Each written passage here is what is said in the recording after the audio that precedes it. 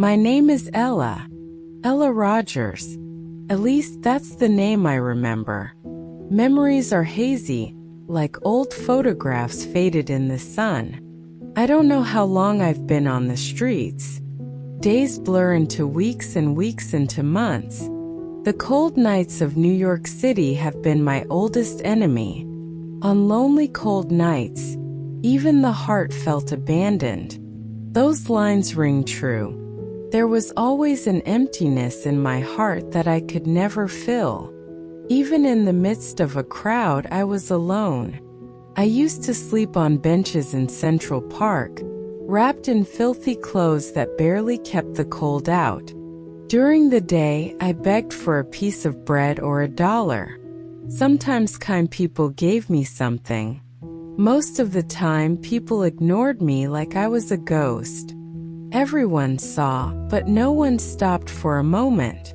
I used to watch faces pass me by. Businessmen in suits, children eating ice cream, lovers holding hands. They were all lost in their own worlds, while I struggled just to exist. No one ever stopped to ask if I was okay or if I needed help. I had become invisible. One evening, as I sat in the park as usual, something different happened. The sun was setting, painting the sky in shades of orange and pink. There was a chill in the air. I held myself tightly for warmth, and then I saw him. He was walking slowly from a distance, tall with blonde hair and blue eyes. He wore simple clothes, jeans and a t-shirt, but there was something about him that caught my eye. Maybe it was the kindness in his eyes. As he approached, he stopped. He looked at me, and there was sympathy in his gaze. He didn't look away like everyone else. Then one evening, he smiled and came closer. He smiled and said, "Hello." I was stunned. Someone was talking to me. I got nervous and replied, "Hello. Can I sit here?" He asked. I shrugged. It was a public bench. He could sit wherever he wanted. He sat beside me. For a few moments we were both quiet. Then he said, "My name is Liam." "Ella," I replied. "What are you doing here, Ella?" I shrugged again. "I live here." He nodded slightly. "You don't have a home?" I shook my head. He said nothing at first. Then he took off his jacket and handed it to me. "You must be cold." I protested. "No, thank you. I don't need it." I didn't want to take anything from a stranger. "Wear it," he insisted. "I'd feel better knowing you're warm." I took the jacket. It was soft and warm. I put it on and immediately felt better. "Thank you," I said. "No problem." We fell silent again. I looked at him. His eyes were kind. I couldn't understand why he was being so nice to me. "How long have you been here, Ella?" he asked. I took a deep breath. "I don't know. A long time." "And what do you do?" I beg. "I look for food." He nodded slowly. "That's not right, Ella. You shouldn't have to do that." "I don't have a choice," I said. "There's always a choice," he said. "I can help you." I was shocked. "Help me? How?" "I can give you a job," he said. "I own a coffee shop. I need someone to help out." I was speechless. Someone was offering me a job? This couldn't be real. You're serious?" I asked. He smiled. "Yes, I'm serious. Would you like to work?" I nodded. "Yes." "All right," he said. "Come to my shop tomorrow at 8 a.m. It's on 5th Avenue. It's called Liam Coffee Day."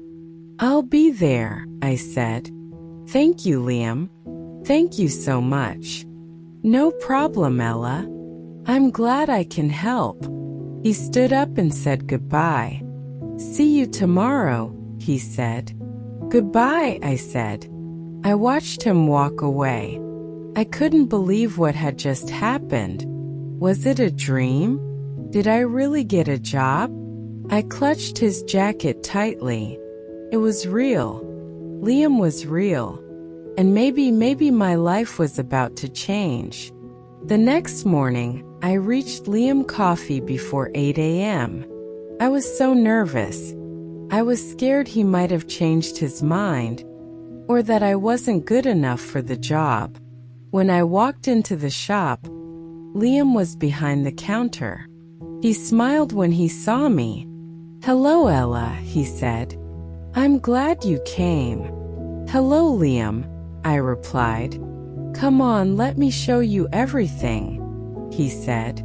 He gave me a tour of the shop. He showed me the coffee machine, the cash register, and everything else I needed to know. It's pretty simple, he said. I know you'll learn it. I nodded. I was eager to learn. He worked with me that day, teaching me everything. How to make coffee, talk to customers, handle the cash register. It was hard, but I enjoyed it.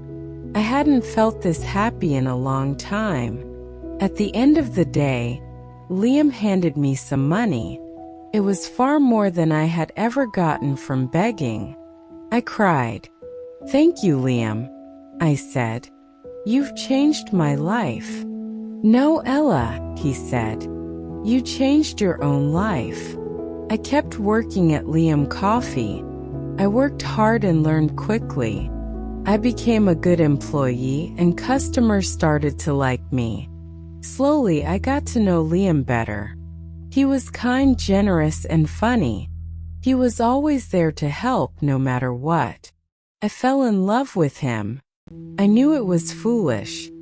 He was rich and successful, and I had been homeless. He could never love someone like me, but I couldn't control my feelings. Every time I saw him, my heart raced. Every time he talked to me, I blushed. And then one day, something happened that shocked me.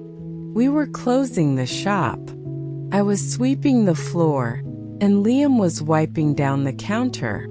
Suddenly, he stopped and looked at me. Ella, he said. Yes, I replied. He took a deep breath. I have something to tell you. My heart began to pound. I knew what was coming. I've fallen in love with you, Ella, he said. I was stunned. This couldn't be real. What? I asked.